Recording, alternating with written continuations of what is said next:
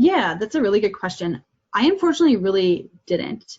Growing up in Wisconsin, in a smaller town, not as much of access to nice things. I call them nice things, but they're really important if you want to get to a top level. And I mean, you talk with like, any elite athlete or any leader of a Fortune 500 company, and they have people like that that help them train their mind, which is really important. I didn't have that. So mine came down to a lot of pep talks before and after competitions, which is great, but doesn't allow for an athlete or person to consistently develop those habits. Okay. So I really struggled with that, and I was not a good performer really until like my last handful of years of skating. Like, it was terrifying. I stressed myself out. My mom stressed me out. It went both ways. It got to be a little interesting sometimes because I really wanted to do well, and I put a lot of pressure on myself. And I took a lot of just self-growth. It took a lot of like heartbreaks on the ice and other areas to just like really grow into who I am and be okay with kind of whatever happened. And I started reading a lot more of like positive, like, PMA, positive mental attitude books like that. Some people like them, some people don't, but I know for me, it really just helped change the way I think, because I think in society as a whole, if I want to throw a blanket statement out there, it's a lot easier to be negative. And if people say, oh, just be positive, people sometimes kind of find that annoying.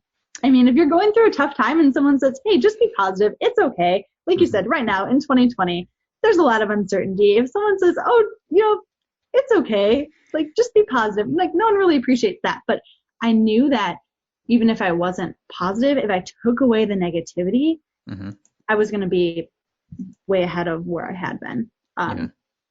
So there's that. My last coach was really great at building my confidence, also allowing me to build my confidence in myself through training, and just developing that consistency and like making me do it. Like, figure skating looks very well packaged, but there are some high volume conversations, as there should be. And that's what I appreciate. Like, that's what I wanted from her. I wanted someone that was going to be there to push me to see my weaknesses, to make me grow stronger. I think that's like really what any good coach or mentor does, because they know what you want. They want to help you get there.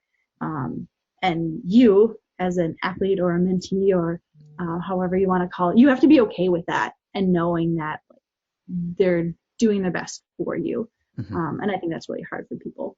Yeah. Sometimes. What are some of your favorite books on mental toughness and kind of this subject? Oh, good question. I just finished a book called Mindset, which is really gaining popularity. You can see it in Targets and Barnes and Nobles all over the place. I'm actually doing a book club with a group of ladies on the 7 Habits of Highly Effective People. You're smiling. Are you familiar with it? I am, yes. Okay. That's a great book.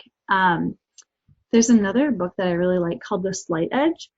And I like that book because it teaches you how the really small decisions that you make add up over time. And we see this all the time when it comes to saving money or your health or your attitude and mindset. Like, those small decisions seem pretty not important, inconsequential on a daily basis, but you add them up over time and they make a huge difference. And that's like why I like it, because a lot of times we see people and it's like, well, in the Olympics and figure skating, or, doctors or people that have reached a high level of success in any industry, it's like, oh, overnight they were able to do something. But in actuality, it's like sowing those seeds, small seeds, day after day after day, and then ultimately like they end up where they are. Yeah, wonderful. So with everything that you have done and experienced so far, what would you say has been the best advice that you've ever received? Yeah, the best advice I have ever received is really that in life, you only have one shot. We don't know how long we're going to be here. Hopefully it's a long time for all of us, but you only have one shot, so go for it. For me, I've also had advice along the same vein to find people that are really invested in me, in myself I think that's great for everyone to find someone that's invested in them, that knows where you want to go. And another recommendation I've had that's really shaped me is figure out what you want in life.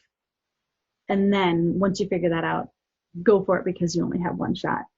And a lot of times that comes with being uncomfortable, being out of your comfort zone. I mean, there's been many times in my academic career where you're going into an exam and you feel really out of your comfort zone. It's like, man, I really hope I pass this, because if I don't, I'm not going to graduate. Mm-hmm. Or skating, it's like, I'm learning a new technique. It's outside of my comfort zone, but that's really the best advice I have. Yeah. Wonderful. Well, Lauren, thank you so much for taking the time today to chat with me about this. This has been absolutely fantastic. If the listeners would like to follow you online or see more about what you're working on, where is the best place they can go to do that? Yeah, the best place is either my LinkedIn account or my Instagram for now. Still working on getting a website up and running, but that's to be coming. Sure. So LinkedIn, I can put in the show notes, also Instagram, but yep. For listeners who don't click through to that, could you say both of those aloud? Yeah, my LinkedIn is just Lauren Vermillion, and then my Instagram is Vermillion. Vermillion. Okay, wonderful, awesome. Well, again, Lauren, thank you so much. This has been an absolute pleasure. I mean, thank you, Dr. Vermillion. Oh, geez.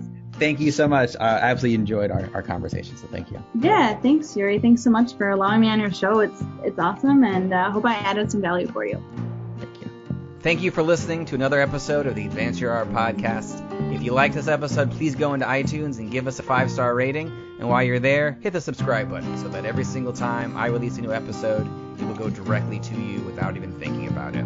If you're interested in hearing older episodes, please go to advanceyourart.com, where you can find the catalog of everything I've done so far, as well as contact information and projects I'm working on. Thank you again, and have a great day.